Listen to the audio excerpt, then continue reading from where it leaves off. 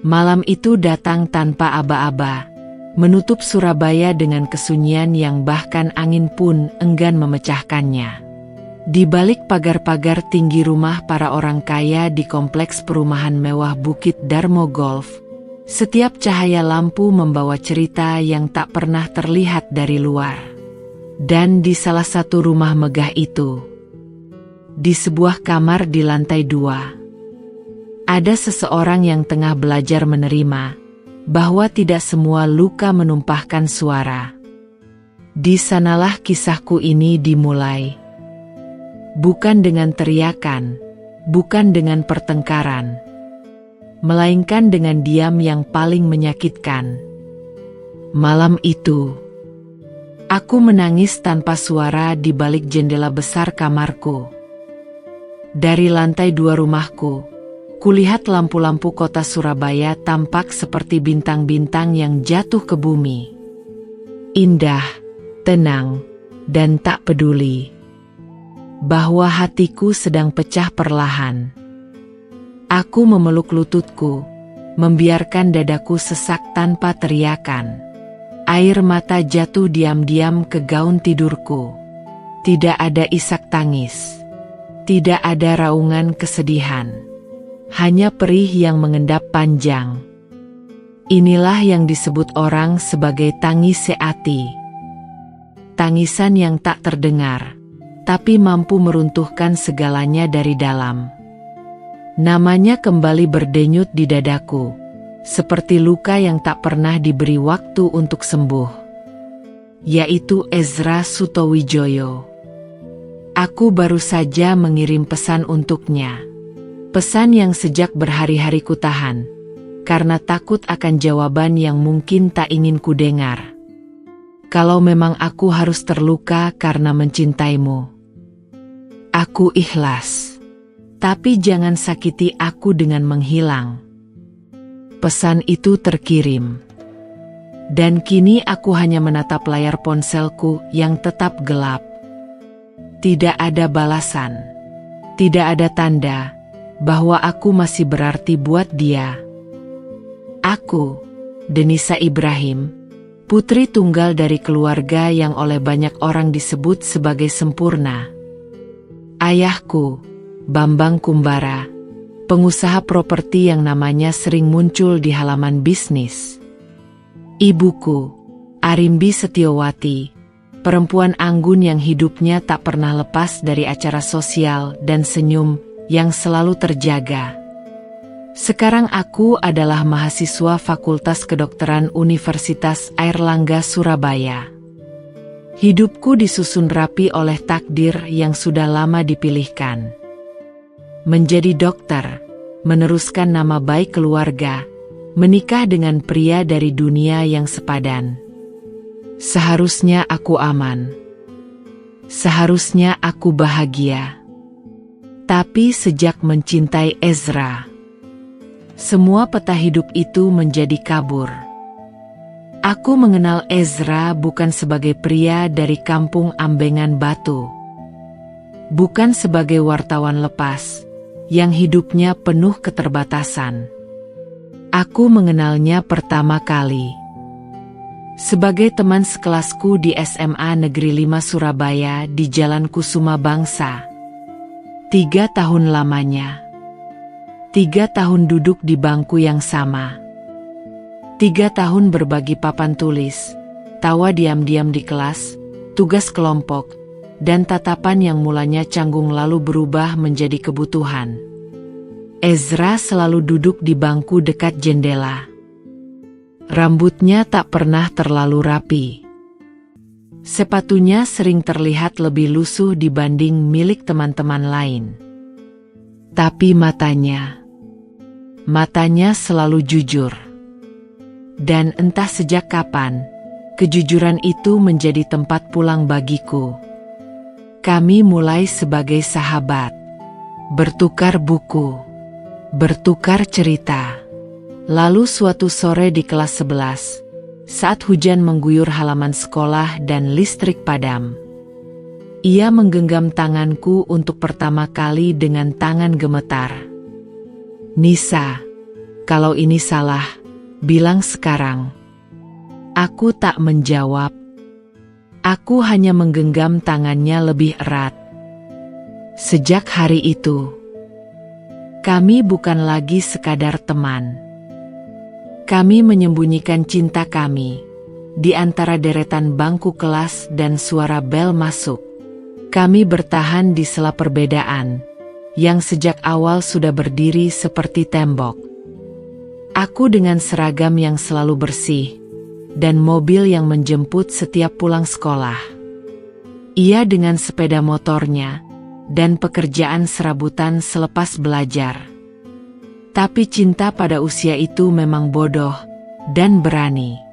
Kami percaya bahwa perasaan saja sudah cukup untuk mengalahkan dunia. Namun, kami salah. Lulus SMA, dunia mulai menunjukkan wajah aslinya. Aku diterima di Universitas Airlangga, Fakultas Kedokteran. Sebuah kebanggaan bagi keluargaku. Sementara Ezra hanya bisa tersenyum bangga padaku, sambil menyembunyikan kenyataan bahwa ia harus berjuang sendiri untuk bisa kuliah. Sekarang ia kuliah sore di Universitas Dr. Sutomo, Fakultas Jurnalistik. Pagi hingga siang, ia bekerja sebagai wartawan freelance di Surabaya Post. Sebuah harian sore yang menjadi pertimbangan para pengambil kebijakan bisnis dan pemerintahan di Jawa Timur. Ia menulis berita kecelakaan, kriminal, dan sosial. Sementara aku menghafal anatomi, berlari dari satu gedung ke gedung lain di kampus dengan jas putih di punggungku. Aku naik mobil, ia naik motor tua. Aku belajar menyelamatkan nyawa. Ia menulis tentang kematian. Perbedaan yang dulu hanya terasa samar, kini menjelma sebagai jurang yang menganga. Dan perlahan, aku mulai merasakan perubahan dalam sikapnya. Ezra tak lagi sering menjemput. Pesannya makin singkat. Tawanya tak lagi utuh. Ia mulai menatapku bukan sebagai kekasih, tapi sebagai perempuan dari dunia yang tak bisa ia masuki. Aku masih ingat jelas, malam terakhir kami benar-benar bertemu sebagai sepasang kekasih. Di bangku kayu Taman Bungkul, di bawah lampu taman yang temaram. Aku duduk di sampingnya dengan hati yang berdegup liar, karena firasat buruk. Ia mendekap ransel kerjanya di dada. Wajahnya terlihat lelah, dengan mata yang memancarkan keputusan. "Nisa," katanya pelan, "kita harus berhenti." Kalimat itu menghantamku tanpa aba-aba. "Berhenti apa?" tanyaku, mencoba tersenyum. "Kita cuma lagi capek. Kita bisa lalui ini bersama." Ia menggeleng. "Tangganya menjpol. Kamu calon dokter. Dunia kamu sedang naik. Dunia aku begini-begini saja. Aku kerja pagi, kuliah sore, pulang malam. Aku cuma akan jadi beban dalam hidupmu." Aku menahan napas. "Sejak kapan kamu merasa harus pantas untuk aku cintai?" Lewat sorotan cahaya temaram lampu taman, aku melihat matanya basah. Untuk pertama kalinya, aku melihat pria yang selalu berdiri paling kuat di hidupku menjadi sangat rapuh. "Aku mencintaimu, Nisa," katanya lirih. Tapi justru karena itu aku memilih mundur. Sejak malam itu, jarak mulai tumbuh. Dan sekarang, jarak itu telah menjelma kepergian. Malam ini, hujan kembali turun di Bukit Darmo. Aku menempelkan telapak tanganku ke kaca jendela yang dingin. Dari kejauhan, Aku membayangkan gang sempit di kampung Ambengan Batu, tempat ia mungkin sedang berjalan sendiri, memikul hidup yang tak pernah adil padanya. Ezra, apakah cintaku terlalu berat untuk kau bawa? Bisikku. Aku tak meminta hidup mewah darimu. Aku hanya ingin tetap menjadi Denisa yang dulu. Gadis yang duduk satu bangku denganmu di SMA Negeri 5. Yang tertawa karena hal-hal sederhana, yang mencintaimu tanpa menghitung status. Namun dunia tak pernah sesederhana itu. Ibuku mengetuk pintu kamarku. Tuk, tuk, tuk. Nisa, sudah malam. Kamu besok praktik pagi. Jangan lupa istirahat nak. Iya Bu, jawabku sambil menghapus air mata. Aku mematikan lampu kamar, memeluk bantal, dan membiarkan tangisku benar-benar pecah tanpa suara. Di balik pagar tinggi rumah ini, aku mungkin tampak sempurna. Tapi, di dalam dadaku, segalanya runtuh. Malam itu aku akhirnya mengerti. Tak semua cinta diuji oleh pengkhianatan. Sebagian diuji oleh perbedaan yang terlalu kejam untuk dilawan. Dan di sanalah aku berada sekarang. Mencintai seseorang yang memilih pergi, karena merasa tak pantas memiliki cintaku. Pagi datang terlalu cepat. Setelah malam yang tak benar-benar kulewati, mataku terasa perih, karena hampir tak terpejam semalaman. Namun, dunia di luar kamarku tetap berjalan seperti tak terjadi apa-apa. Di meja makan, aroma kopi ayah dan roti panggang masih sama. Ibuku masih tersenyum anggun. Semua terasa normal, kecuali aku. Aku mengenakan jas alma mater kedokteran dengan tangan gemetar. Hari ini seharusnya jadwal praktikum di kampus. Tapi, pikiranku hanya tertuju pada satu tempat, yang terus memanggilku dalam diam. Kampung Ambengan Batu. Aku tak tahan lagi menunggu kabar yang tak kunjung datang. Jika Ezra memang memilih menghilang, aku ingin mendengarnya langsung dari bibirnya. Aku ingin menatap matanya sekali lagi, meski mungkin akan menjadi perpisahan yang sesungguhnya. Di tengah perjalanan menuju kampus, aku meminta sopir menurunkanku di THR Mall Jalan Kusuma Bangsa. Dari sana, aku memesan ojek online menuju Ambengan Batu sendirian, tanpa sepengetahuan siapapun. Motor ojek melaju memasuki perkampungan lama itu. Jalannya selebar 3 meter dengan saluran di kanan kiri jalan selebar setengah meter. Badan jalannya rata-rata dari paving dengan kondisi retak atau berlubang. Gaya rumahnya bervariasi. Ada rumah kuno tahun 1960-an, ada pula agak modern gaya tahun 1990-an, yang berdiri berdempetan.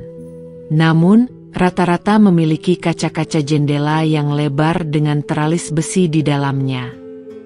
Melewati jalanan kampung itu, aku seperti sedang menyeberangi dua dunia, yang selama ini hanya kami jembatani dengan cinta.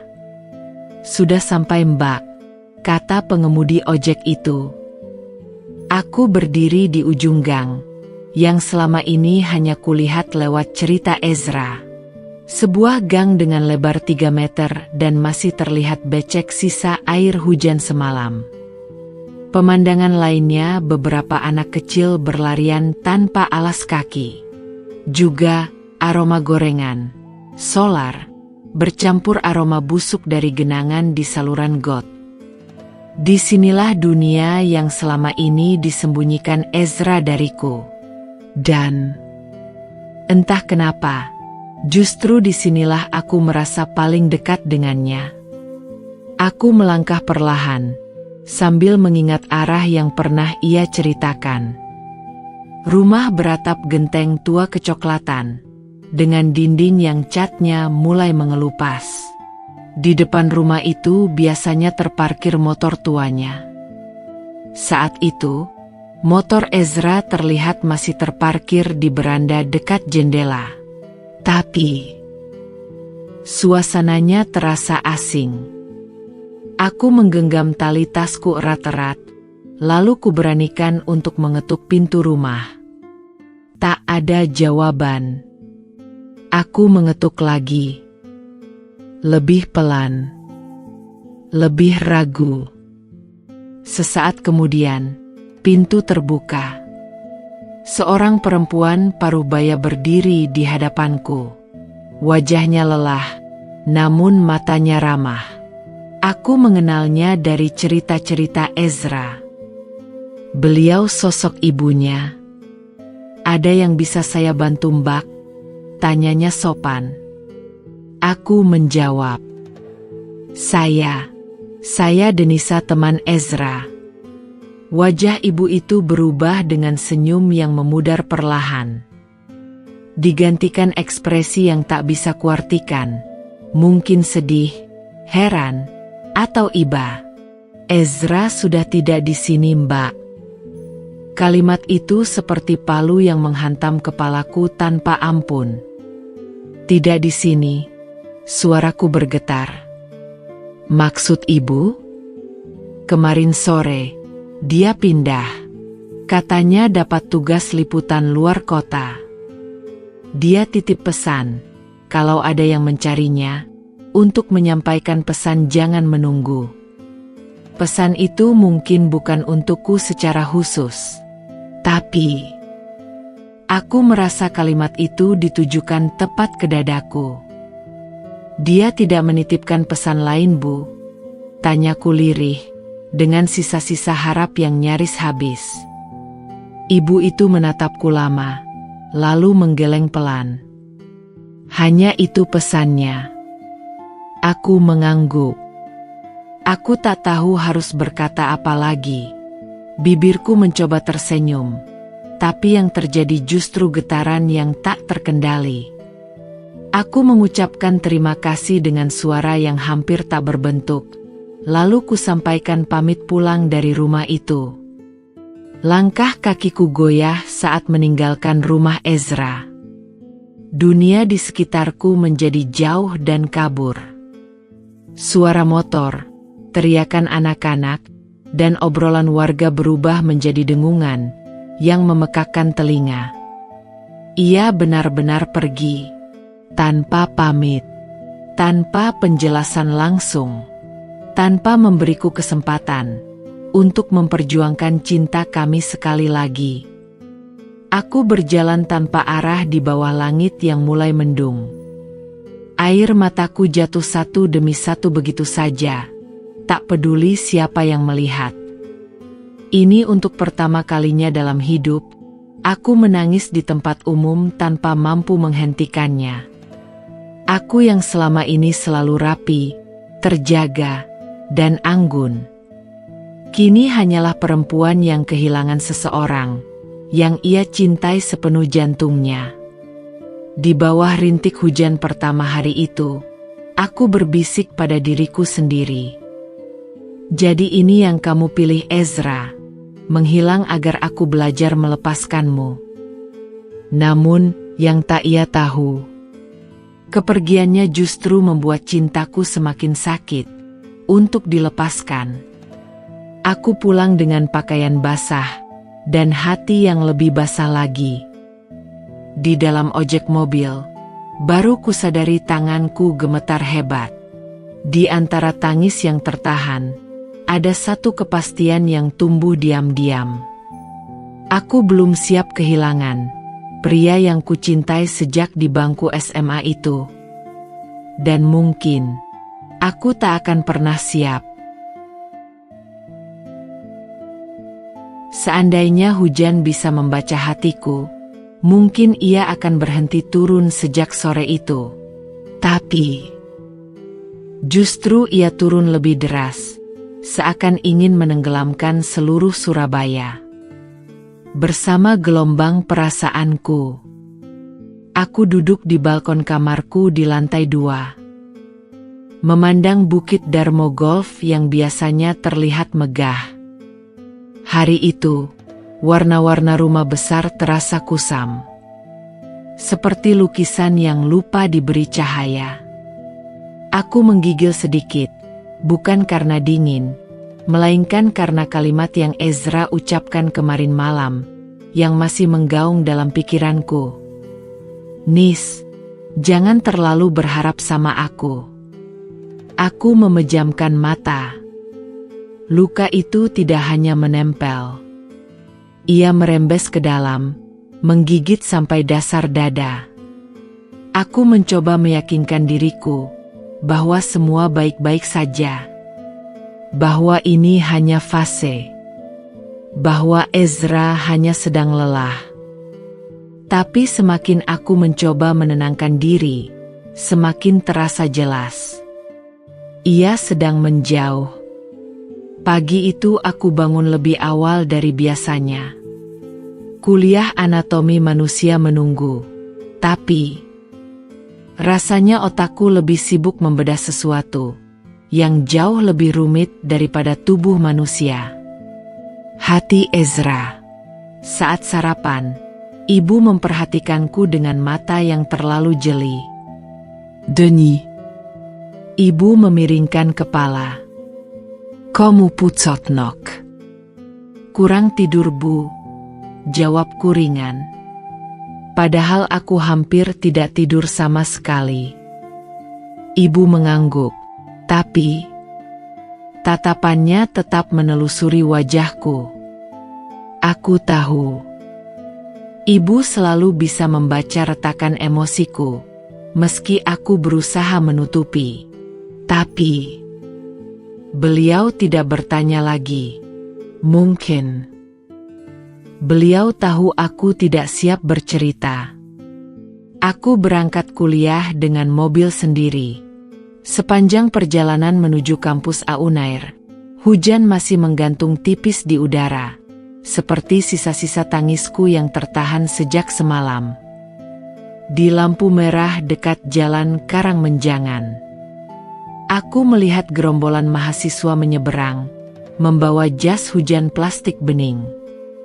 Aku sempat bertanya dalam hati, apakah Ezra sudah berangkat kerja? Apakah ia memakai jaket tipis yang biasanya? Apakah hujan membuatnya semakin sibuk? Apakah ia memikirkan aku? Meski sedikit saja. Kuliah berjalan seperti mimpi. Aku dengar suara dosen. Aku lihat slide presentasi. Tapi pikiranku menerawang ke tempat lain.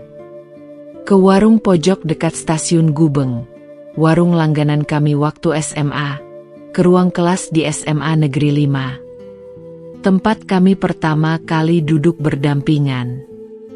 Aku masih ingat jelas sosok Ezra saat SMA. Seorang laki-laki kurus berjaket abu-abu, rambut berantakan, tulisan ceking tapi rapi, dan senyum yang tidak pernah sengaja tapi selalu menenangkan. Dia dulu tidak pernah membuatku menunggu. Tidak pernah membuatku bertanya-tanya. Tidak pernah membuatku merasa sendirian dalam sebuah cerita yang seharusnya kami tulis bersama. Namun, sekarang, aku seperti menulis di kertas yang tidak pernah ia baca. Jam 2 siang, saat hujan sudah reda. Aku keluar dari gedung kuliah. Dan hampir saja memutuskan pulang ketika ponselku bergetar. Ezra mengirim pesan.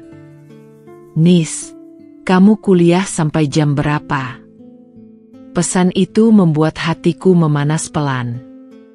Tidak sepenuhnya lega, tapi cukup untuk membuatku berdiri terpaku beberapa detik. Aku mengetiknya cepat. Sudah selesai. Kamu di mana? Balasannya datang 3 menit kemudian. Di ruang redaksi. Ada tugas liputan mendadak. Mungkin pulangnya malam. Kamu jaga diri ya. Jangan sakit. Ada 2 kalimat. 1 tentang pekerjaannya. 1 tentang aku. Ia masih memiliki perhatian padaku. Dan anehnya, kalimat kedua itulah yang membuat air mata memenuhi pelupuku. Bukan bahagia. Lebih seperti kehilangan yang terasa sedikit tertahan. Aku ingin membalas panjang, tapi pada akhirnya hanya menulis. Kamu juga jaga kesehatan ya. Jangan sakit. Aku menyimpan ponselku. Dan di sanalah hujan tipis kembali turun di dalam dadaku.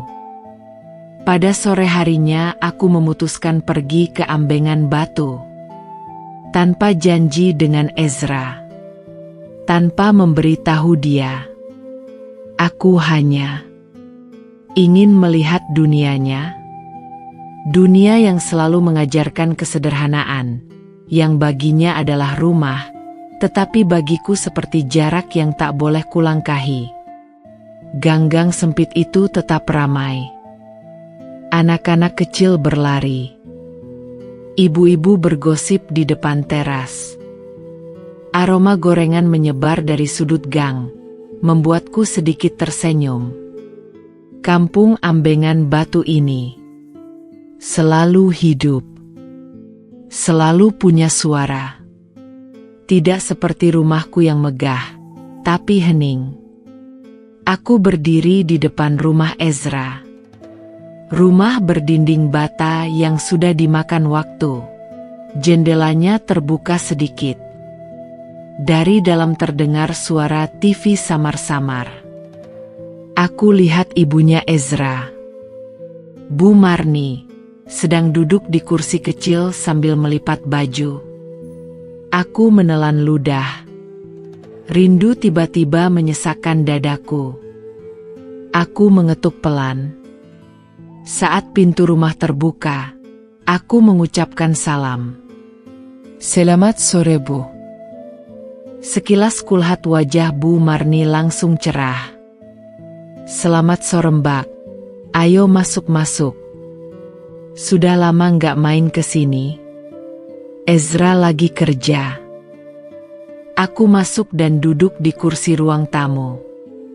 Rumah itu sederhana. Lantainya semen halus, tapi bersih. Aroma kapur barus menggantung di udara. Semua terasa hangat. Terlalu hangat hingga membuatku ingin menangis. Dalam pertemuan itu, Bu Marni menceritakan tentang pekerjaan Ezra yang makin berat. Tentang uang kuliah yang baru ia cicil. Tentang betapa keras usahanya agar tidak merepotkan siapapun. Aku mendengarkan sambil menahan isak. Karena setiap kata itu adalah bukti betapa keras hidup menghimpit Ezra. Dan betapa aku, yang berada di sisi yang berbeda dari Surabaya, hanya bisa mencintainya dari jarak yang ia ciptakan sendiri. Aku pamit pulang setelah ikut salat maghrib di kamar Ibu Ezra. Sepanjang perjalanan, pikiranku kusut. Antara ingin membantu dan takut melukai harga dirinya. Antara ingin menahan Ezra agar tidak menjauh. Dan ingin membiarkan ia menentukan napasnya sendiri. Malam itu sebelum tidur, aku menatap bayanganku di cermin. Kulihat mataku sembab. Suaraku hilang. Hanya satu kalimat yang bisa kupikirkan. Mengapa cinta yang kami jaga sejak SMA, kini terasa seperti hujan yang tidak tahu kapan harus berhenti?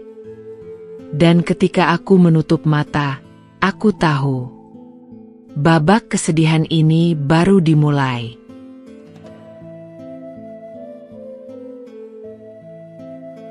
Ada pagi-pagi tertentu yang rasanya ingin kuhapus dari hidupku. Pagi ini salah satunya. Aku terbangun dengan kepala berat, mata yang masih panas, dan perasaan yang seperti berlayar tanpa arah. Di luar jendela, kulihat Surabaya mulai sibuk. Suara klakson kendaraan yang saling bersahutan di kejauhan, suara burung gereja dari pepohonan kecil di halaman rumah, dan aroma roti dari dapur yang biasanya mengundang selera. Namun, hari ini terasa hambar. Ada sesuatu yang hilang dari nafsuku. Seakan tubuhku hadir, tapi jiwaku masih duduk di kursi kayu tua di ruang tamu rumah Ezra. Kemarin sore, aku duduk di tepi ranjang, mencoba memulai hari, tetapi ada jeda panjang sebelum akhirnya aku berdiri. Aku tahu apa yang akan kulakukan hari ini. Berpura-pura baik-baik saja. Ibu mengetuk pintu perlahan. Denisa. Sudah bangun sayang? Sudah siang ini? Aku pun menjawab, sudah Bu. Suaraku serak, tapi ibu berpura-pura tidak mendengar. Saat sarapan, ayahku sedang membaca koran. Sementara ibu menatapku sesekali. Seakan mencari celah dari retakanku. Aku memilih diam. Tak ada yang bisa kuceritakan. Aku bahkan tidak tahu bagaimana menjelaskan rasa yang tidak tuntas ini. Apakah aku harus mengatakan jika Ezra perlahan tak lagi menggenggam cerita yang dulu kami ikat bersama? Atau mengatakan bahwa cinta yang kupelihara dengan setia kini seperti ditinggal tanpa pamit? Tidak, aku tidak siap. Di kampus, wajahku kembali menjadi topeng. Senyum kecil, sapaan ramah, jawaban singkat saat ditanya dosen. Semua terasa mekanis. Bahkan buku anatomi yang biasanya penuh gambar berwarna pun seolah hanya hitam putih. Pagi itu aku rasanya berjalan seperti bayangan yang lupa bagaimana menjadi manusia. Tapi siang itu, saat aku keluar dari kelas, ponselku berbunyi. Dan untuk sesaat, seluruh dunia berhenti. Nama itu muncul, Ezra. Aku merasakan tanganku agak gemetaran. Nis, kamu lagi di kampus? Aku membalas cepat. Baru saja selesai kuliah. Setelah itu, sunyi panjang. Aku menunggu. Menunggu sesuatu yang bahkan aku sendiri tidak tahu apa. Mungkin permintaan bertemu. Mungkin penjelasan. Mungkin sedikit saja rasa bahwa aku masih berarti. 1 menit. 2 menit. 5 menit. Tidak ada balasan datang. Aku memegang ponsel erat-erat, menahan napas yang tiba-tiba berat. Aku menatap namanya. Seakan layar bisa menjelaskan alasannya pergi pelan-pelan. Akhirnya balasan itu datang. 10 menit kemudian. Hati-hati di jalan. Aku lanjut kerja dulu. Itu saja. Tidak ada ajakan bertemu. Tidak ada pertanyaan, kapan aku bisa lihat kamu? Tidak ada apa-apa. Aku merasa seperti seseorang yang mengetuk pintu rumah sendiri, tetapi tidak diizinkan masuk. Aku memutuskan pulang lebih cepat. Di mobil, aku membiarkan lagu-lagu lama mengalun pelan, berharap salah satunya bisa menenangkan hatiku. Tapi tidak ada yang cukup ampuh. Semuanya terdengar seperti suara asing yang tidak bisa menyentuhku. Sesampainya di rumah, aku naik ke kamar dan langsung membuka buku catatanku. Buku yang sejak SMA ku bawa kemana-mana. Di halaman tengah, ada foto kecil kami saat OSIS SMA. Aku dan Ezra berdiri berdampingan. Tangan kami tidak bersentuhan, tapi jarak tubuh kami begitu dekat. Sehingga semua orang tahu kami saling memandang. Bahkan saat kamera tidak menatap, aku menyentuh foto itu dengan ujung jari. Dan tiba-tiba aku kembali ke masa SMA, saat dunia terasa sederhana. Ketika Ezra menepuk kepalaku dengan malu-malu. Ketika aku menyembunyikan tawa, setiap kali dia bingung mencari pulpen. Ketika kami pulang bersama dan berdiri di bawah pohon terembesi depan sekolah, menunggu mobil jemputanku. Dulu semua ringan. Dulu kami tidak tahu apa itu kasta sosial. Dulu aku tidak harus takut bahwa cintaku menjadi beban untuknya. Tapi sekarang, aku bahkan takut bertanya, apakah ia masih mencintaiku? Menjelang sore, hujan datang lagi, lebih deras dari kemarin. Aku berjalan ke balkon, memandangi langit yang berwarna kelabu pekat. Awan itu seperti ikut menangis bersama hatiku, yang kehilangan bentuk. Aku memegang pagar balkon. Dan untuk pertama kalinya, aku mengakui sesuatu yang selama ini kutahan. Ezra bukan hanya menjauh. Ezra sedang melarikan diri dariku. Dan aku tidak tahu, apakah aku harus mengejarnya atau belajar melepaskannya. Malam itu, aku duduk di meja belajarku, mencoba mengulang materi kuliah. Tapi, setiap kata dalam buku berubah menjadi wajah Ezra. Setiap gambar organ tubuh berubah menjadi kenangan kami.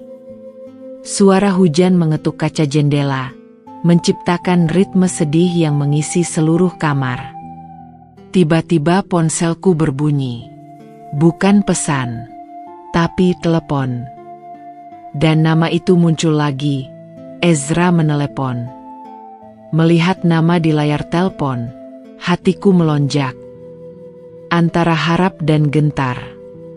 Aku mengangkat telepon dan menyapanya. Halo Ezra. Suara di seberang terdengar lelah.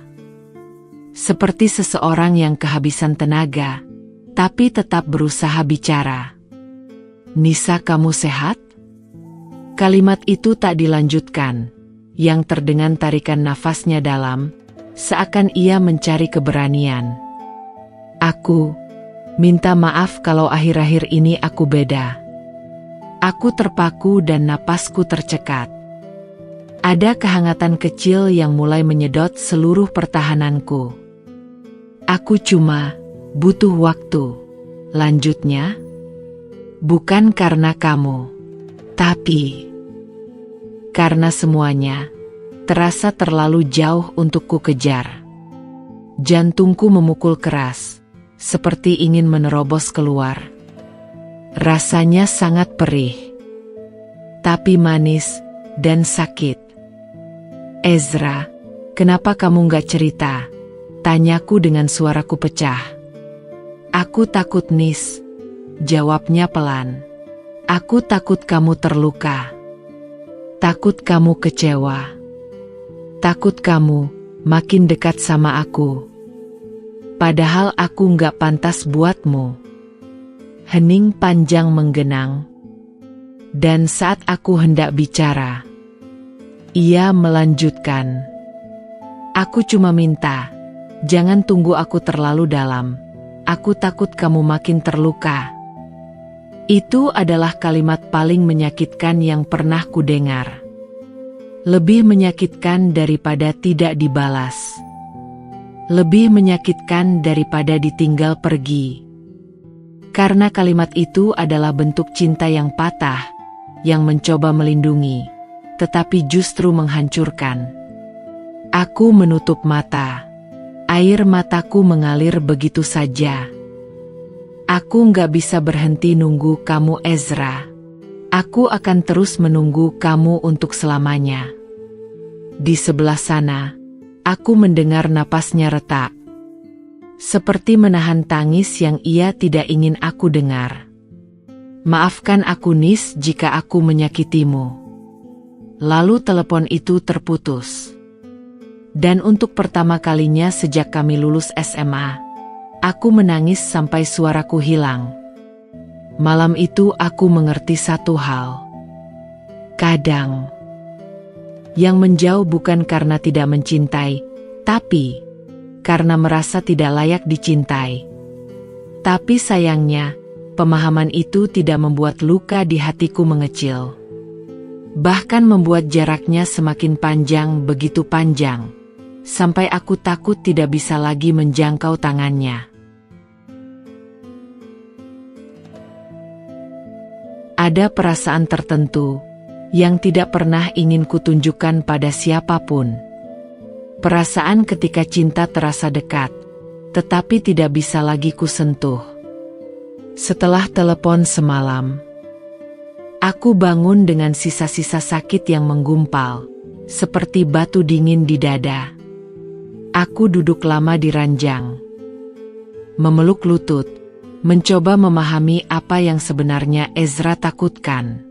Tapi, makin kupikirkan, makin aku merasa seperti seseorang yang sedang digeser pelan-pelan. Dari hati yang selama ini juga kuanggap sebagai rumahku.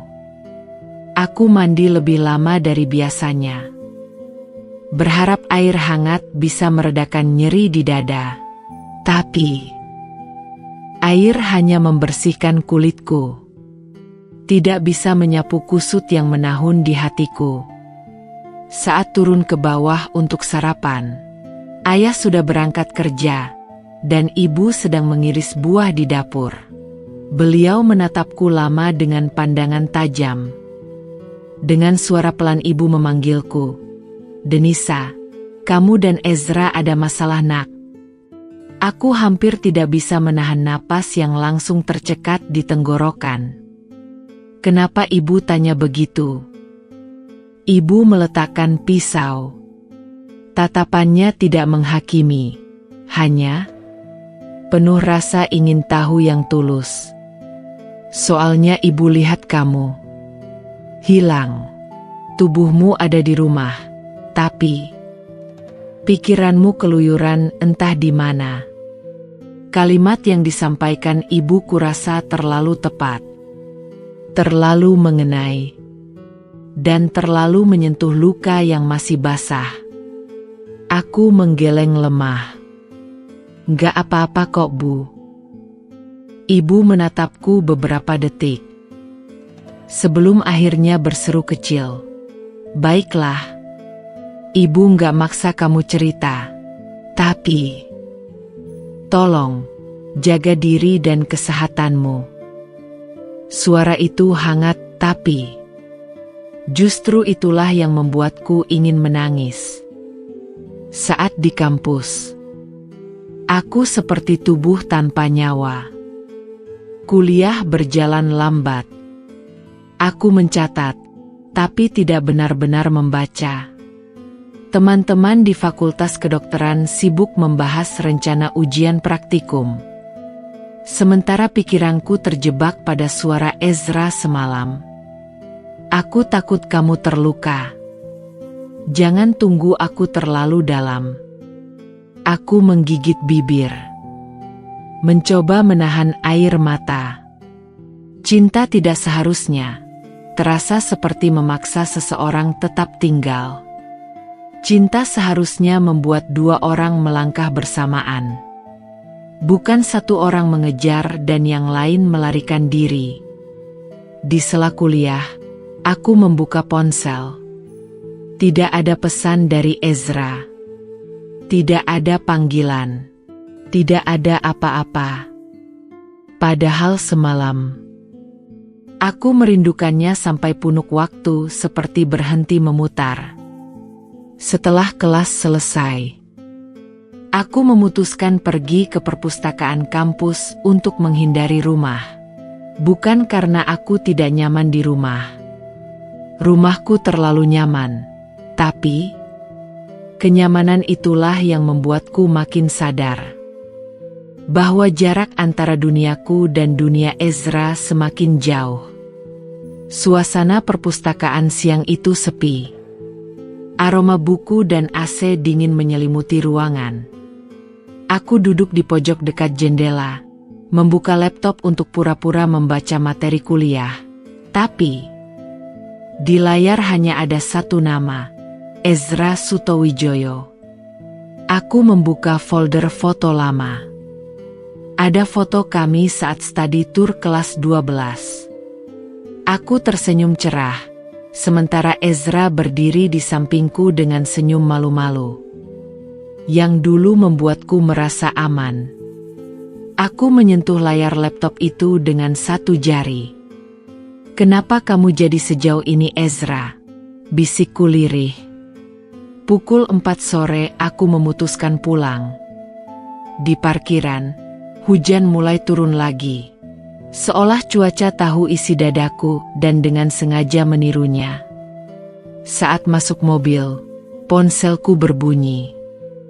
Aku tersentak, harapanku memanjat setinggi awan.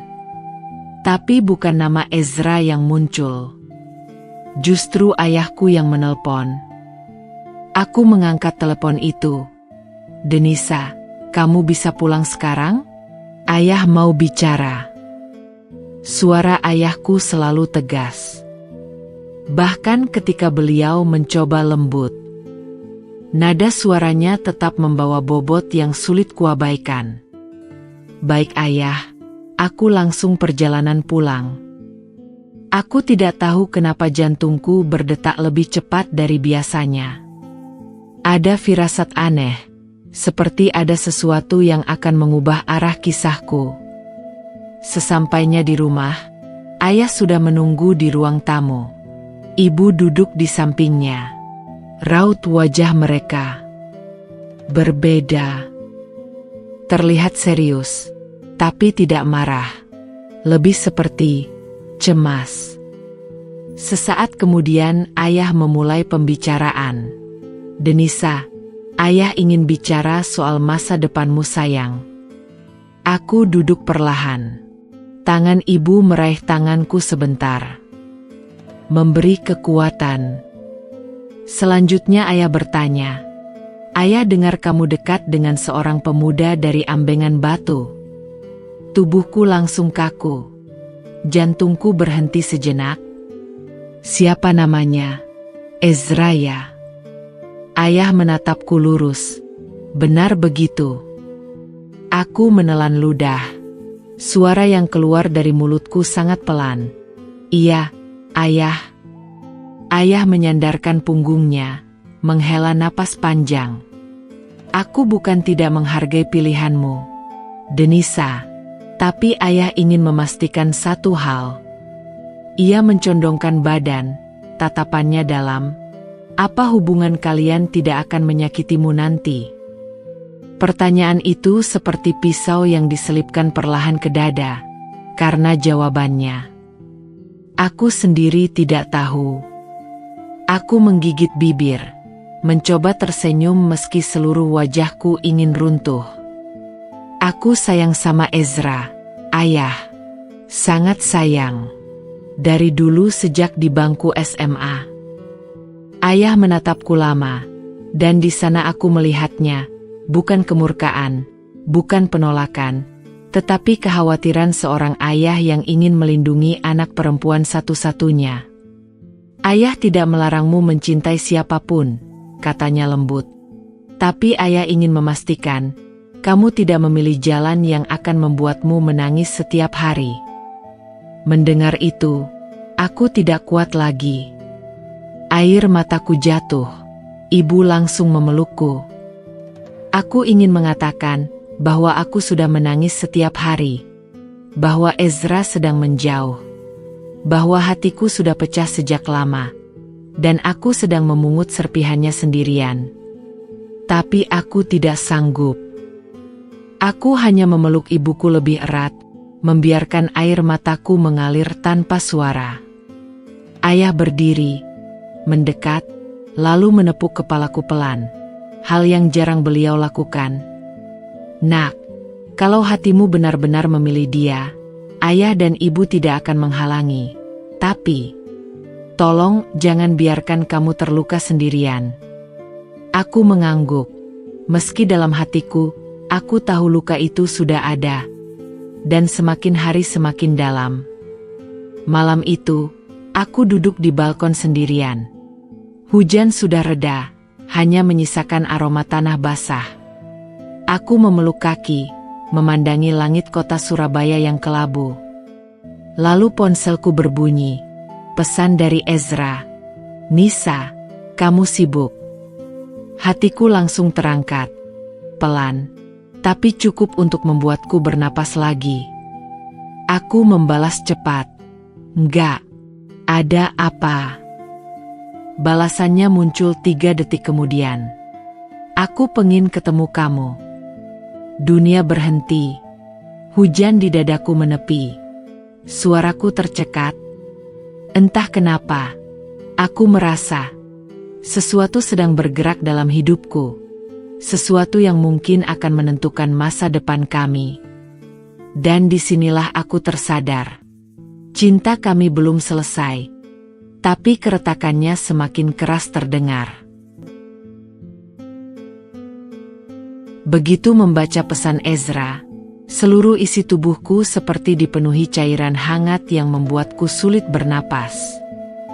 Bukan panas, bukan bahagia. Lebih seperti campuran lega dan takut yang bertabrakan.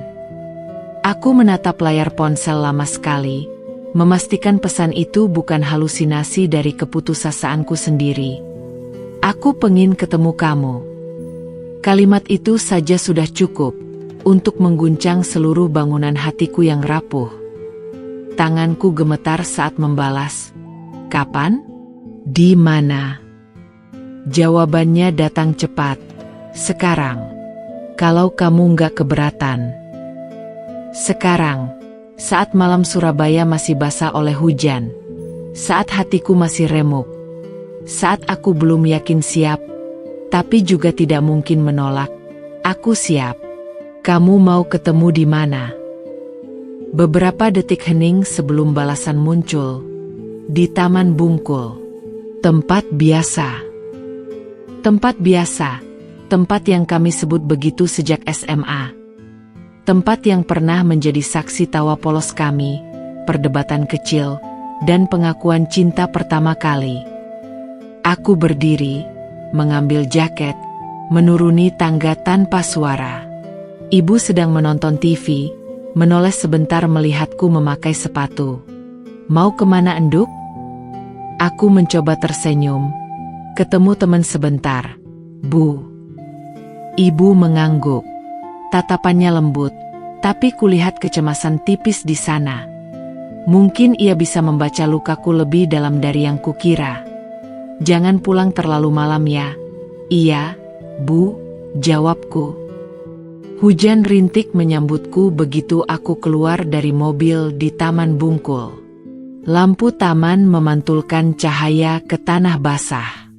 Aroma rumput, tanah, dan hujan bercampur menjadi sesuatu yang nostalgis. Dan di sanalah dia. Ezra berdiri di bawah pohon trembesi besar dekat bangku kayu. Tempat favorit kami. Aku lihat tangannya dimasukkan ke saku jaket kasualnya, wajahnya menunduk. Tubuhnya sedikit basah, seolah ia sudah menunggu cukup lama. Saat ia mengangkat wajah dan melihatku, waktu seperti merenggang. Sejenak, aku melihat Ezra yang dulu. Pemuda SMA dengan mata yang selalu memancarkan keyakinan bahwa aku adalah rumah baginya. Tapi, malam ini matanya redup, penuh lelah, penuh rasa salah. Aku melangkah pelan menghampirinya. Ezra. Ia tersenyum kecil. Senyum yang dipaksakan. Kamu udah makan? Pertanyaan klise. Pertanyaan yang ia gunakan kalau bingung. Harus mulai dari mana? Aku menggeleng. Belum, jawabku. Hening. Hanya suara hujan kecil dan lalu lintas dari kejauhan. Kami duduk di bangku kayu yang basah sebagian. Ezra membersihkan sedikit permukaannya dengan sapu tangan, lalu mempersilakan aku duduk. Selalu begitu. Walau sedang menjauh, ia tetap memperlakukanku dengan cara yang membuatku tidak bisa berhenti mencintai. Sesaat kemudian Ezra mengatakan, "Aku minta maaf." Suaranya pecah sedikit. "Kalau aku bikin kamu sedih." Aku menggigit bibir. Karena jika aku bicara sekarang, aku pasti menangis. Ia terhenti. "Aku cuma takut, Nis. Takut kamu makin berharap sama aku." Aku menatapnya. "Aku memang berharap sama kamu, Ezra." Ia menghela napas. Tangannya meremas celana jennya. Dan itu yang bikin aku takut. Dengan suara gemetar, aku bertanya, "Kenapa? Kenapa kamu takut sama sesuatu yang sudah kita jaga bertahun-tahun?" Sesaat kemudian, Ezra menoleh padaku. Untuk pertama kalinya malam itu, aku melihat air di matanya. "Nis, lihat kamu sekarang." Suaranya lirih, pecah, hampir seperti bisikan. "Kamu kuliah di Fakultas Kedokteran. Kamu dari keluarga yang mapan. Hidupmu teratur, jelas, cerah." Kemudian, ia menepuk dadanya sendiri. Sementara aku bangun jam 5 pagi buat ngejar berita ke pelabuhan Tanjung Perak. Sorenya kuliah, malamnya lembur menulis berita. Kadang makan cuma sekali. Aku jalanin semuanya sendiri. Aku nggak punya apa-apa, Nis. Aku menggeleng, air mataku jatuh. "Ezra, aku nggak butuh kamu punya apa-apa. Aku cuma butuh kamu." Ia menundukkan kepalanya dan mengatakan, "Tapi, kamu pantas sama seseorang yang segalanya jauh melebihi aku." Mendengar kalimat yang menusuk hati itu, aku langsung menjawab dengan nada tinggi tanpa kupikirkan. "Dan aku mencintai kamu." "Itu yang kamu nggak lihat, Ezra." Ia menutup wajah dengan satu tangan. Bahunya bergetar. Ezra menangis. Pemandangan itu membuatku hancur ribuan kali lebih parah. "Nis," dengan suara serak ia menambahkan, "aku sayang sama kamu. Kamu tahu itu dari dulu. Tapi cinta itu kadang gak cukup buat bikin dua dunia nyatu." Aku menggenggam tangannya. Ia terkejut, tapi tidak menariknya. "Kita bukan dua dunia yang berbeda, Ezra. Kamu adalah rumahku." 2 detik hening, 5 detik, 10 detik. Ezra menarik napas panjang, lalu menatapku dengan mata yang sudah memerah. "Aku sayang sama kamu," katanya. "Sayang banget. Tapi, kalau aku terus sama kamu, aku takut jadi alasan kamu nanti menderita." Mendengar argumen itu, hatiku seperti disayat dari dalam. Ia kembali berkata, "Kalau kamu terus nunggu aku, kamu bakal capek. Dan kalau nanti orang tuamu kecewa sama kamu gara-gara aku nggak akan bisa hidup dengan tenang." Aku menggeleng cepat. "Orang tuaku nggak akan." Ezra memotongku halus. "Nisa, aku cuma mau kamu bahagia." Air mataku jatuh deras. Aku tidak lagi bisa menutupi getaran tubuhku. "Kalau aku bahagia cuma kalau sama kamu," jawabku dengan suara nyaris tak terdengar. Ezra terdiam lama sekali. Lama sampai aku bisa mendengar detak jantungku sendiri. Ia mengusap pipiku pelan. Sentuhan yang sudah beberapa bulan tidak kurasakan. "Kalau kamu bahagia cuma kalau sama aku." Ia menahan napas. Itu justru yang bikin aku takut. Lalu ia melepaskan tanganku, dan saat itu, aku sadar. Malam ini bukan pertemuan yang menyatukan. Ini pertemuan yang mengetes seberapa dalam kami bisa bertahan sebelum salah satu dari kami menyerah. Kami tidak berbicara selama beberapa menit. Hanya duduk, terbungkus hujan dan ingatan. Setiap tetes hujan seperti memukul pikiranku, membuat semuanya makin buram. Beberapa menit kemudian, Ezra berdiri. Aku antar kamu pulang. Aku menggeleng. Aku bisa pulang sendiri, kataku dengan air mata yang tak bisa lagi kubendung. Mendengar jawabanku itu, Ezra memandangku dengan menangis dan mengatakan, "Nisa, maafkan aku membuatmu sedih. Aku butuh waktu jalan sendirian." Ia berhenti meyakinkan. Mungkin ia tahu, kali ini aku yang harus berjarak dulu. Aku melangkah pergi, melewati trotoar basah, melewati aroma bakso yang menguar di kejauhan, melewati kenangan-kenangan SMA yang tiba-tiba menyerbu kepalaku. Aku tidak menoleh. Kalau aku menoleh, aku takut akan berlari ke arahnya, dan memaksanya untuk mencintaiku dengan cara yang ia anggap melukai. Saat hampir mencapai parkiran, ponselku berbunyi, pesan dari Ezra. "Kalau kamu butuh aku selalu ada buatmu.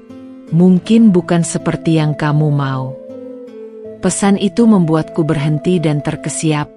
Hujan mengguyur lebih deras. Jalanan menjadi buram. Dadaku terasa kosong, tapi penuh. Sesak, tapi tetap mencintai. Saat itu, aku terasa berdiri di antara dua pilihan. Mengejar seseorang yang sedang lari demi kebaikanku, atau membiarkannya lari sampai aku tidak bisa melihat punggungnya lagi. Hujan sudah berhenti, tapi aku masih merasakan dinginnya merambat dari jemari sampai dada. Rasanya seperti ada ruang kosong yang menganga, menghisap semua logikaku pelan-pelan. Setiap langkah menuju mobil terasa berat, seperti seluruh tubuhku dibuat dari kenangan yang enggan bergerak. Saat aku masuk ke mobil, ponselku bergetar. Satu pesan suara. Nama di layarnya membuat seluruh nafasku membeku. Ezra. Aku tak berani menekan tombol play, jari-jariku gemetar. Kepalaku dipenuhi ketakutan yang tak ingin kuakui. Takut pesan itu benar-benar berisi perpisahan. Takut pesan itu adalah salam penutup dari cinta yang sudah kuhidupi terlalu dalam. Akhirnya kuputar juga. Aku janji. Aku akan menjaga jarak mulai sekarang. Suara Ezra terdengar berat, seakan ia menahan sesuatu. Jangan cari aku lagi, Nisa. Tolong. Kamu pantas bahagia, bukan hidup susah sama orang sepertiku. Lalu hening. Hening panjang yang menusuk seperti jarum es. Tidak ada selamat tinggal. Tidak ada kata maaf. Tidak ada kalimat aku cinta kamu. Justru itulah yang paling menyakitkan. Ia memilih diam daripada mengaku bahwa ia terluka sama sepertiku. Aku menangis sambil menutup wajah dengan kedua tangan. Tangisku tercampur dengan suara hujan yang kembali turun tipis-tipis, seperti langit ikut menirukan laraku. Malam itu rumah terasa terlalu luas, terlalu dingin, terlalu sunyi. Ibu duduk di ruang keluarga, menatapku dengan tatapan yang membuatku ingin runtuh lagi. Nisa sayang, ibu menepuk sofa di sampingnya. Duduklah sini. Ibu tahu ada sesuatu yang kamu sembunyikan. Aku mendekat perlahan. Ketika aku duduk, ibu menggenggam tanganku. Kamu menangis lagi. Suaranya lembut, tapi penuh kekhawatiran. Aku tak bisa menjawab. Air mataku menjawab untukku. Ibu menarikku dalam pelukannya. Dan seperti anak kecil yang ketakutan, aku pecah di sana. Di dada perempuan yang selama ini mengajariku menjadi kuat, tapi tak pernah mengajariku bagaimana menjadi kuat ketika cinta ikut dilibatkan. Ini tentang dia ya, bisik ibu. Aku mengangguk pelan. Ezra kan, tambahnya. Air mataku kembali turun tanpa bisa ditahan. Aku merasa telanjang. terlihat, dan tidak punya tempat untuk bersembunyi. Ibuku menghela napas panjang. Kamu mencintai dia sampai segininya. Aku kembali mengangguk. Pelan, jujur, tanpa bisa disamarkan lagi. Tangan ibu membelai rambutku. Lembut seperti membelai luka. Nisa, kamu itu perempuan hebat. Kamu kuliah di fakultas kedokteran. Masa depanmu sangat cerah. Tapi, kamu tetap manusia. Kamu berhak jatuh cinta pada siapapun. Tidak salah mencintai orang yang sederhana. Aku mengangkat wajah. Mataku basah. Tapi Bu, dia yang memilih pergi. Mendengar kabar yang kusampaikan itu, ibu menatapku lama. Seperti sedang menilai, apakah aku sanggup mendengar kalimat yang akan beliau sampaikan. Nisa, katanya akhirnya. Kadang orang baik memilih pergi bukan karena tidak mencintai, tapi karena terlalu mencintai. Ia takut membuatmu menderita. Kalimat yang diutarakan ibu itu menembus dadaku, seperti anak panah. Ezra bukan pergi karena tidak sayang. Ezra pergi karena ia merasa tidak layak. Itu jauh lebih menyakitkan. Tapi, Bu, aku tidak peduli dia miskin. Tidak peduli keluarganya berbeda dengan kita. Suaraku pecah.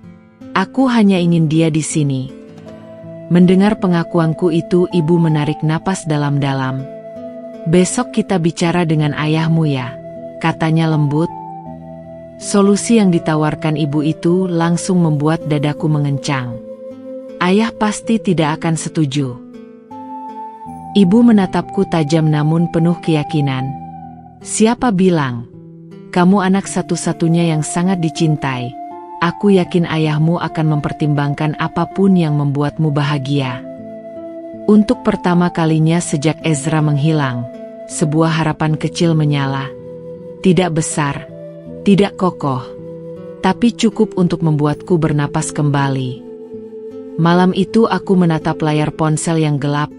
Aku tidak menghapus pesan suara dari Ezra. Tidak, aku mendengarkannya berulang-ulang. Dan setiap kali ku dengar suaranya, aku tahu satu hal. Meski ia pergi, cinta itu belum mati. Meski ia menjauh, aku masih bisa merasakan getarannya. Meski ia menghilang, Ezra tetap menjadi suara yang tak pernah padam di dalam dadaku. Aku memejamkan mata. Dan untuk pertama kalinya, aku berjanji pada diriku sendiri. Aku tidak akan menyerah pada cinta ini. Meski ia memilih menjauh, karena kadang, cinta yang paling tulus adalah cinta yang diperjuangkan oleh satu orang dulu, sampai orang satunya berani kembali. Pagi di Bukit Darmo Golf selalu tenang, tapi bagiku pagi itu seperti ruang tunggu dari keputusan yang bisa mengubah hidupku. Suara burung, suara mesin golf cart di kejauhan, bahkan aroma kopi yang mengalir dari dapur. Semua terasa datar. Tidak ada yang mampu menenangkan detak jantungku yang terus memukul keras. Hari ini aku harus bicara pada ayah. Hari ini ibu akan mendukungku. Tapi, ketakutanku tetap besar. Ayah adalah sosok yang tegas, rasional, dan sangat menjaga nama baik keluarga.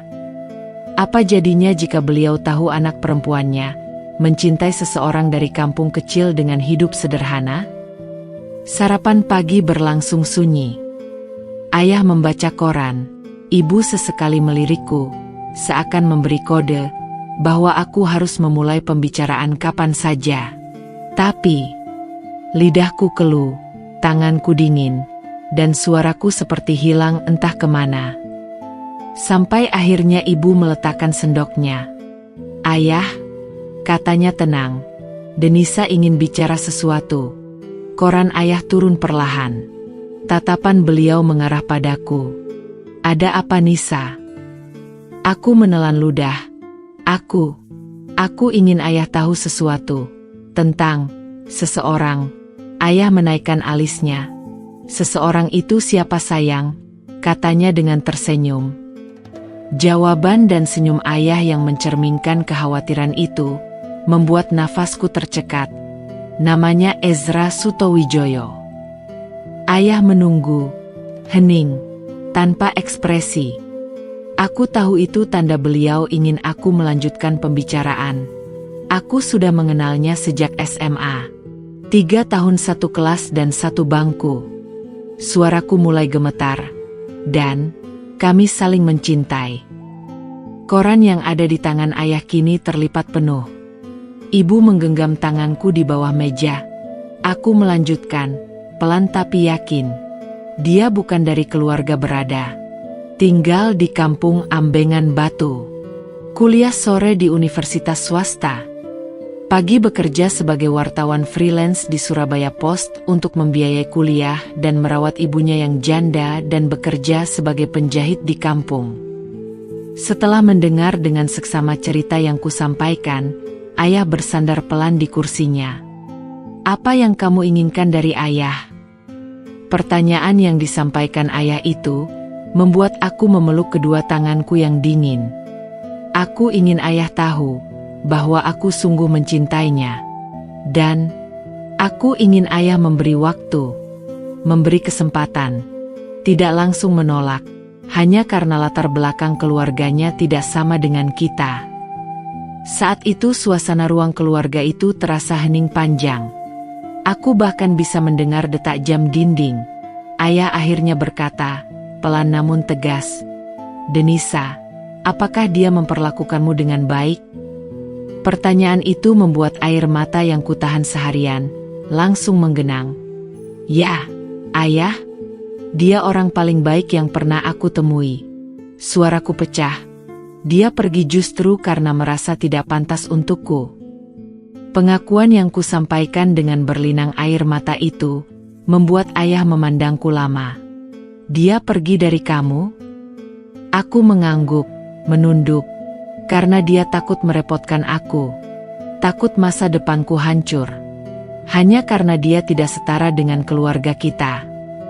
Mendengar penuturanku itu, ayah menarik napas pelan. "Lalu kenapa kamu masih ingin memperjuangkannya?" Aku mendongak, menatap ayah dengan mata yang masih basah. Karena aku tidak mencari kesetaraan. Aku mencari seseorang yang benar-benar mencintaiku. Dan itu dia ayah. Ibu menutup mulutnya, menahan emosi. Ayah memijit pelipisnya, seolah sedang memikirkan sesuatu yang berat. Kemudian ayah berkata, "Kalau begitu, kenalkan dia pada ayah. Segera ajak dia menemui ayah." Kalimat perintah yang disampaikan ayah itu langsung membuat denyut jantungku berhenti seketika. "Ah, apa ayah?" Melihat reaksiku yang terkejut itu, ayah memandangku lurus dengan tersenyum. "Segera ajak dia ke rumah. Ayah ingin bertemu untuk menilai sendiri siapa pria yang membuat putriku menangis sampai segininya." Air mataku pecah lagi. Tapi kali ini bukan karena sakit. "Terima kasih ya, terima kasih." Setelah menyaksikan pembicaraanku dengan ayah, ibu mengusap bahuku. Beliau ikut tersenyum haru, tapi kebahagiaanku tidak bertahan lama. Karena baru saat itu aku sadar. Aku bahkan tidak tahu Ezra sekarang ada di mana. Sore itu aku kembali duduk di kamar. Memegang ponselku seperti memegang kesempatan terakhir dalam hidupku. Pesan suara dari Ezra masih kusimpan. Tapi tidak ada nomor lain. Tidak ada petunjuk lain, dan tidak ada lokasi di mana ia pergi. Aku membuka galeri foto lama. Foto-foto kami saat SMA. Di perpustakaan sekolah, di kantin, di lapangan upacara, di bawah pohon beringin besar di pojok halaman sekolah. Lalu foto terakhir sebelum semuanya berubah. Kami tersenyum bersama saat wisuda SMA. Senyuman yang hari ini terasa seperti peta menuju masa lalu, yang tak tahu jalan pulang. "Ezra," bisikku, "di mana kamu?" Dalam masa-masa pencarian posisi Ezra itu, ternyata ponselku lagi-lagi sunyi. Sepertinya sengaja menjauh dari semua sinyal yang mengarah ke masa lalu. Aku menyerah dengan duduk di meja belajarku. Mataku menerawang kosong. Sampai akhirnya seorang teman SMA mengirim pesan. "Nis, aku lihat Ezra liputan di daerah Kerembangan beberapa hari lalu. Mungkin dia punya tugas liputan di daerah itu." Mendengar kabar itu, dadaku langsung bergetar. Dia ada di daerah Kerembangan, bukan luar kota, bukan hilang, bukan pergi selamanya. Ia hanya menghindar dariku. Aku berdiri dengan tubuh gemetar. Tanpa berpikir panjang, aku mengambil kunci mobil. "Aku akan mencarimu, Ezra," bisikku. "Apapun yang terjadi, aku harus menemukanmu dan membawamu bertemu ayahku. Karena cinta yang tidak selesai akan mencari jalannya sendiri untuk kembali. Dan aku, Denisa Ibrahim, sudah memutuskan. Aku tidak akan membiarkan dia pergi untuk kedua kalinya." Kota Surabaya sore itu seperti ikut menahan napas bersamaku. Langit kelabu, angin membawa debu ringan dari pelabuhan, dan suara klakson bersahutan seperti gema dari kegelisahan di dadaku. Mobil kupacu perlahan menuju kawasan Kerembangan.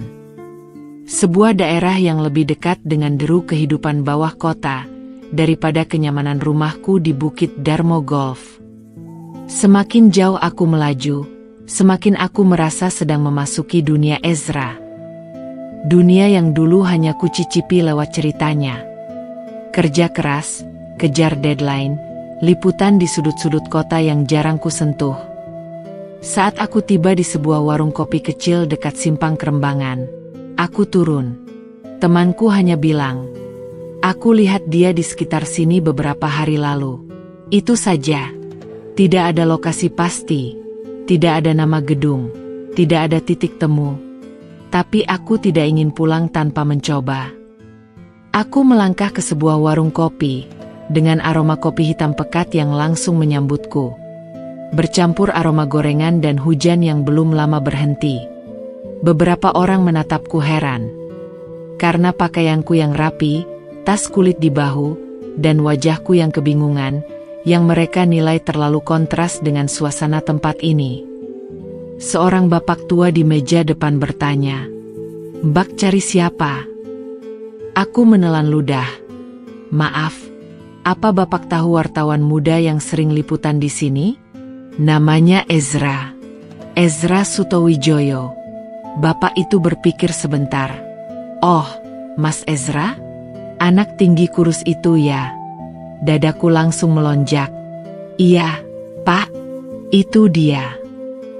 Bapak tua yang mengaku bernama Suryodipo itu mengatakan, "Mas Ezra sering nongkrong di sini kalau habis liputan, tapi sudah 3 hari ini saya tidak lihat dia." Sudah 3 hari tak melihat Ezra. Kalimat itu selaras dengan waktu 3 hari sejak ia menghilang dariku. Aku menarik napas panjang. "Kalau boleh tahu, biasanya dia liputan di mana?" Bapak itu menunjuk ke arah jalan besar. Biasanya daerah pasar ikan atau pelabuhan kecil, tapi Mas Ezra suka pindah-pindah. Terlalu rajin malah. Aku tersenyum tipis sambil mengucapkan terima kasih. Ketika hendak pergi, bapak itu menahan. "Mbak," panggilan itu membuatku menoleh.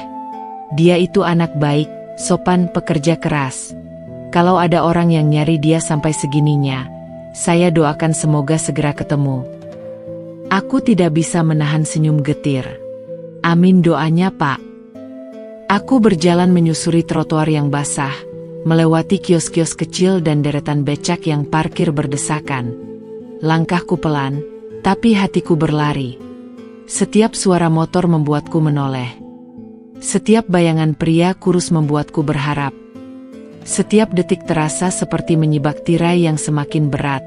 Sampai akhirnya, aku melihatnya, bukan wajahnya, bukan tubuhnya, tapi motor tuanya. Motor yang selalu ia banggakan, meski sering mogok, yang kulihat terparkir di depan sebuah minimarket kecil. Aku langsung berlari.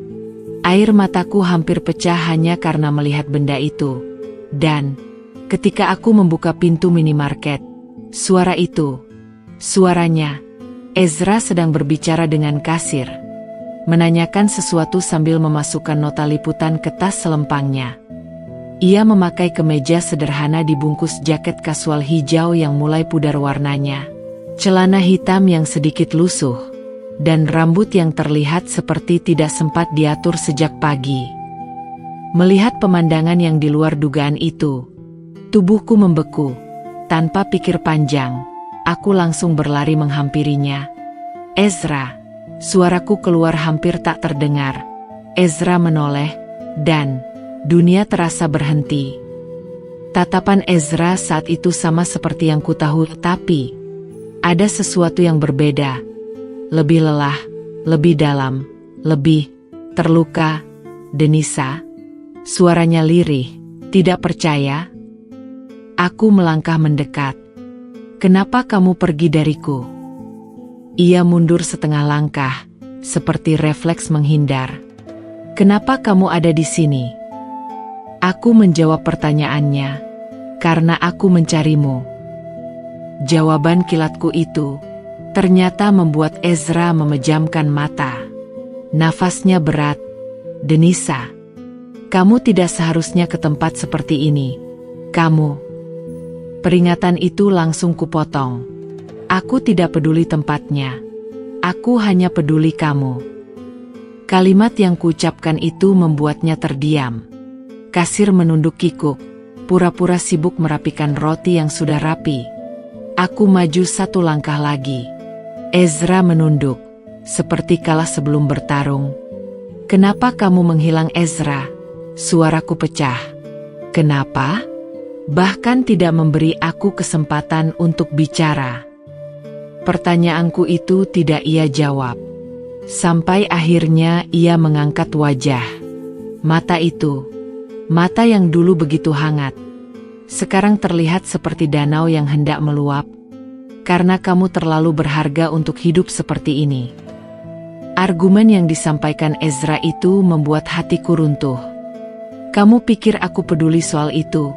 Tanyaku, menahan getir. "Kamu pikir aku memilihmu karena status?" Bantahan itu membuat Ezra menggeleng, menahan getaran suaranya. Aku cuma wartawan freelance, Nisa. Gajiku tidak seberapa, bergantung pada jumlah berita yang dimuat. Aku tidak bisa menawarkan apa-apa selain cinta, yang bahkan kamu tidak layak menerimanya." Aku meraih tangannya. Untuk pertama kalinya sejak ia menghindar, aku memaksa jarak itu dihancurkan. Ia terkejut tapi tidak menarik diri. "Dengar aku baik-baik," kataku sambil menggenggam tangannya lebih kuat. "Kamu bilang tidak bisa menawarkan apa-apa. Tapi Ezra, kamu sudah menawarkan satu hal yang tidak dimiliki siapapun, yaitu ketulusan." Air mata dia akhirnya jatuh. Satu, lalu dua. Lalu memalingkan wajah, malu pada dunia yang terlalu keras pada dirinya. "Denisa, kamu tidak tahu betapa beratnya hidupku." Mendengar ucapan itu, aku langsung menjawabnya. "Karena kamu tidak mau membiarkan aku tahu." Suara itu keluar begitu saja. Ezra terpaku. Aku mengambil napas panjang. "Ayah ingin bertemu kamu, ingin bicara denganmu." Wajah Ezra langsung pucat. "Apa, ingin ketemu aku?" Aku mengangguk pelan. "Ayah ingin tahu, siapa lelaki yang membuat anaknya menangis setiap malam." "Maafkan aku, Nisa," jawab Ezra mundur sedikit, seperti ditarik oleh ketakutan masa lalunya. "Aku tidak pantas menemui ayahmu." Penolakan halus Ezra itu membuatku melangkah mendekatinya. Satu langkah. Dua langkah, sampai wajah kami hanya berjarak sejengkal. "Kamu pantas dicintai, Ezra. Dan kamu pantas untuk diperjuangkan." Suara itu keluar dengan getar, tapi jujur sampai ke tulang. Kalimat yang kusampaikan itu membuat Ezra menatapku lama. Sangat lama. Seakan ia sedang mencari sesuatu yang sudah hilang dari dirinya. Lalu ia berkata dengan suara yang hampir tidak terdengar, "Aku takut, Nisa. Aku menyentuh pipinya yang basah. Aku juga takut, tapi aku lebih takut kehilangan kamu. Dan di saat itu aku tahu bahwa jarak yang diciptakan Ezra selama ini bukan karena ia ingin pergi, tapi karena ia tidak tahu cara tetap bertahan. Di depan minimarket kecil itu, di antara neon redup dan suara motor yang lewat tanpa peduli, Ezra akhirnya berbisik, "Kalau kamu benar-benar yakin, aku akan ikut kamu bertemu orang tuamu." Air mataku pecah, bukan karena sedih, tapi karena akhirnya pintu itu terbuka sedikit. Hanya sedikit, tapi cukup untuk masuknya cahaya harapan. Jalanan menuju Bukit Darmo malam itu seperti bentangan dua dunia yang perlahan menyatu. Ezra duduk di sampingku, tubuhnya kaku, kedua tangannya saling menggenggam erat di pangkuan. Lampu-lampu kota memantul di kaca depan, menciptakan bayangan yang menari pada wajahnya. Ia terlihat seperti seseorang yang sedang melangkah ke medan yang tidak ia pilih, tapi ia pilih demi seseorang yang ia cintai. Demi aku? Kadang aku mencuri pandang, dan setiap kali itu terjadi, Ezra hanya menunduk lebih dalam. Ketakutan, rasa tidak pantas, rasa inferior. Semuanya tampak jelas dari cara ia bernafas, terlalu pelan seperti menahan gelombang di dadanya. "Aku masih tidak yakin ini ide yang bagus," gumamnya lirih. Aku tersenyum tipis. "Ezra, kamu tidak perlu menjadi seseorang yang lain. Kamu hanya perlu jadi dirimu sendiri. Itu sudah cukup." Ia terdiam lama. "Mudah untuk kamu bilang begitu, Nis. Kamu tidak tahu rasanya. Masuk ke rumah yang bahkan alas kakinya saja lebih mahal dari seluruh tabunganmu." Aku menoleh, menangkap perasaan itu dalam matanya. Kalau ayah melihat alas kaki sebelum melihat manusia, aku sendiri tidak akan tinggal di rumah itu. Ezra menatapku, dan untuk pertama kalinya malam itu ia melepaskan tawa kecil, lemah, tapi tulus. Ketika mobilku memasuki gerbang Bukit Darmo Golf, aku bisa merasakan Ezra menahan napas panjang. Rumahku berdiri tenang dengan lampu-lampu hangat di teras, arsitektur modern elegan yang sering membuat orang luar merasa kecil. Aku memegang tangannya sebelum turun. "Kita masuk bersama-sama," ucapku lembut. "Jangan tinggalkan aku." Ezra mengangguk, meski wajahnya tampak pucat. Kami berjalan menuju pintu utama. Ibu sudah menunggu di ruang tamu, sementara ayah tampak berdiri di dekat jendela, punggungnya tegap dignifikan, seperti sedang menilai sebuah pertandingan yang belum dimulai. Ketika kami masuk, ibu tersenyum-senyum seperti memberiku pelukan hangat. Ayah hanya menatap, tanpa marah, tanpa senyum, tanpa tanda apapun. "Ayah," suaraku pelan. "Ini Ezra." Saat itu kulihat Ezra menunduk dalam sekali. "Selamat malam, Pak." "Bu." Ayah tidak langsung menjawab. Lalu, perlahan, ia mengangguk tipis. "Duduklah." Kami duduk di sofa kulit besar. Ezra duduk kaku, seolah takut meninggalkan noda pada barang mewah itu. Aku ingin meraih tangannya, tapi menahannya agar ia tidak merasa semakin kecil. Sesaat kemudian, ayah memulai pembicaraan. "Jadi, kamu wartawan ya?" Dengan wajah yang terlihat pucat, Ezra mengangguk. "Iya, Pak. Freelance. Saya masih belajar banyak." Setelah diam beberapa detik, ayah kembali bertanya dengan nada datar. "Belajar banyak atau bekerja keras karena kebutuhan?" Pertanyaan itu ternyata tidak membuat Ezra tersinggung. Ia justru mengangguk mantap. "Keduanya, Pak. Saya belajar sambil bekerja. Saya tidak punya pilihan lain kalau ingin terus kuliah." Jawaban diplomatis Ezra yang jujur itu ternyata membuat ayah memperhatikannya tanpa berkedip. Tatapan itu bukan tatapan merendahkan, tapi tatapan yang menilai dengan sangat teliti. Kamu sadar bahwa jalan hidup anakku jauh berbeda dari jalan hidupmu? Pertanyaan itu membuat Ezra kian memuacat, tapi dengan tenang dan santun ia menjawabnya. Saya sangat sadar Pak, karena itu saya sempat menjauh dari Denisa, sebab saya tak ingin menyakiti dan membuatnya malu. Hatiku menciut mendengar jawaban Ezra yang polos dan jujur itu, sementara ibu menggenggam ringan bahuku. Setelah merenungkan jawaban Ezra, terlihat ayah mencondongkan tubuhnya dan kembali bertanya. Lalu kenapa kamu kembali? Pertanyaan yang di luar dugaan itu membuat Ezra menatapku sejenak. Saat itu dunia seperti mengecil di radius tatapannya. Karena saya sadar, menjauhi seseorang yang mencintai, bukanlah bentuk pengorbanan. Sebaliknya merupakan perilaku pengecut. Ia menarik napas panjang. Saya mungkin tidak bisa memberi banyak hal yang layak diterima Denisa. Tapi saya bisa memberikan satu hal yang tidak pernah berubah. Saya mencintainya setulus-tulusnya hati saya. Jawaban Ezra yang polos itu membuat aku menggigit bibir bawahku untuk menahan air mata yang hampir jatuh. Sementara jawaban Ezra itu justru membuat ayah tidak berkedip. Jika kamu menikah dengan anakku, katanya tegas, kamu siap menghadapi perbedaan hidup yang tidak sederhana ini. Perbedaan kelas sosial bukan hanya masalah uang, tapi lingkungan, gaya pikir, tekanan, dan pandangan orang. Pertanyaan ayah yang sangat serius itu dijawab Ezra dengan mengangguk mantap.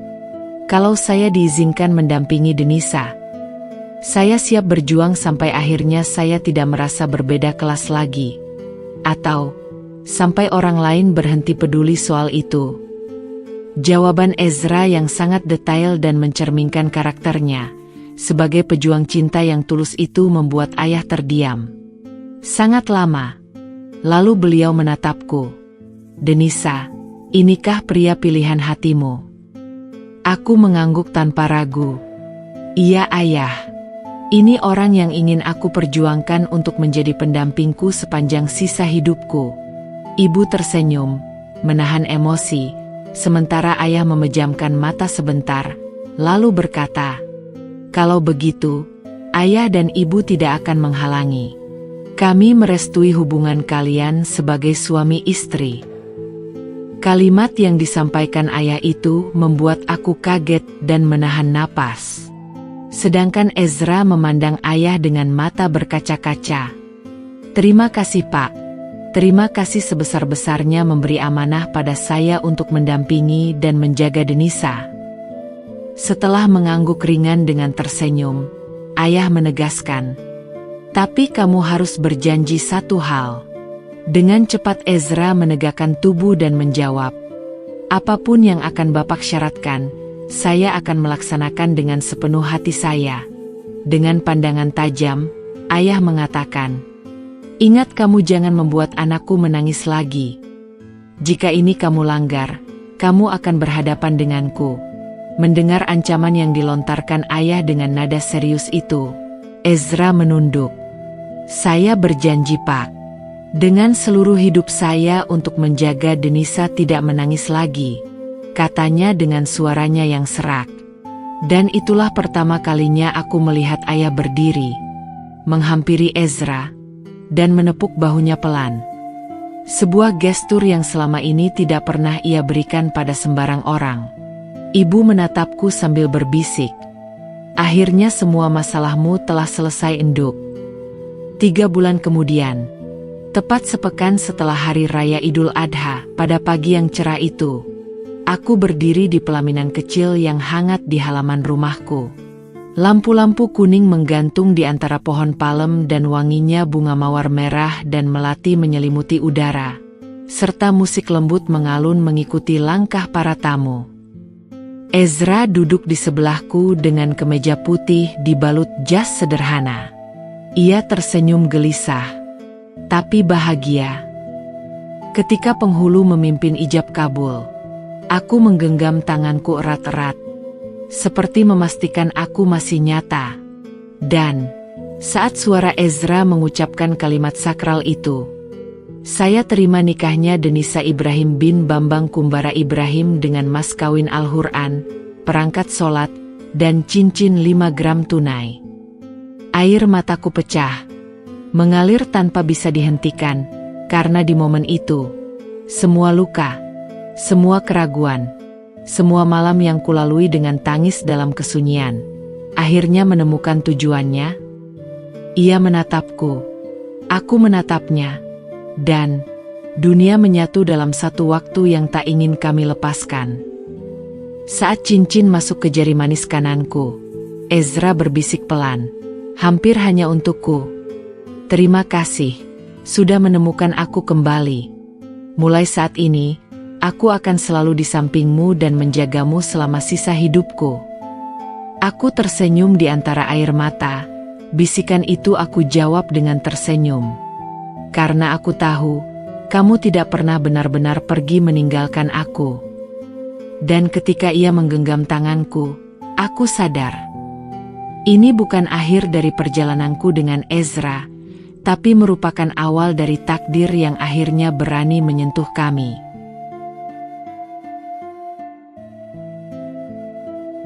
Pada akhirnya, cinta memang tidak pernah memilih rumah siapa yang lebih besar, atau siapa yang lahir dari kampung atau perumahan elit.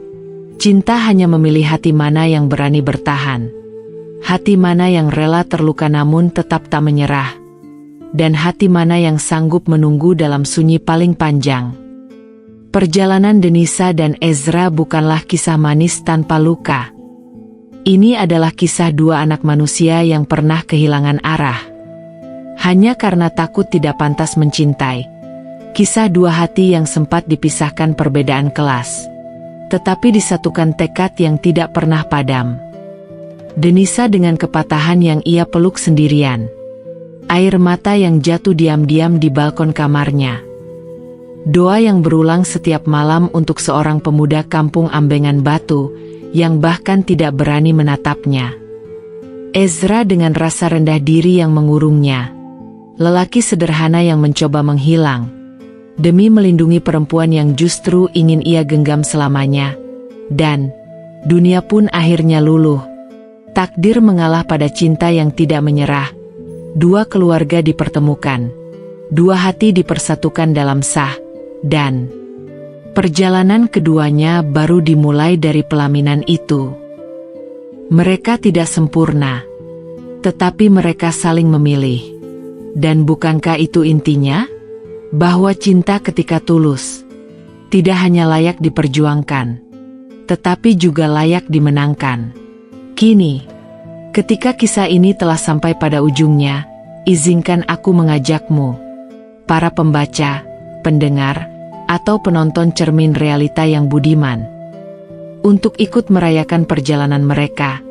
Bila kisah ini membuat hatimu ikut bergetar, bila ada bagian yang membuatmu terdiam, atau bila Denisa dan Ezra mengingatkanmu pada seseorang di masa lalu atau masa kini, jangan lupa untuk memberikan like sebagai bentuk dukunganmu agar kisah-kisah seperti ini tetap hidup, menekan tombol subscribe, karena dukunganmu menjadi bahan bakar motivasi agar kisah lain bisa terus lahir. Menuliskan komentar, agar kita bisa berdiskusi, berbagi pandangan, atau bahkan pengalaman pribadimu tentang cinta yang pernah, atau masih, kau perjuangkan. Selain itu, sebarkan cerita ini kepada keluarga, teman, sahabat, atau kolega. Jadikan kisah Denisa dan Ezra sebagai pengingat bahwa cinta suci yang tulus, betapapun terhalang, betapapun diguncang, layak diperjuangkan hingga ke jenjang pernikahan. Terima kasih telah menyertai perjalanan ini sampai akhir. Semoga kamu pun suatu hari nanti menemukan seseorang yang berani memilihmu. Seperti keteguhan Denisa dan Ezra yang akhirnya memilih satu sama lain. Sebab cinta yang tulus tidak pernah salah alamat. Ia hanya menunggu waktu yang tepat untuk pulang.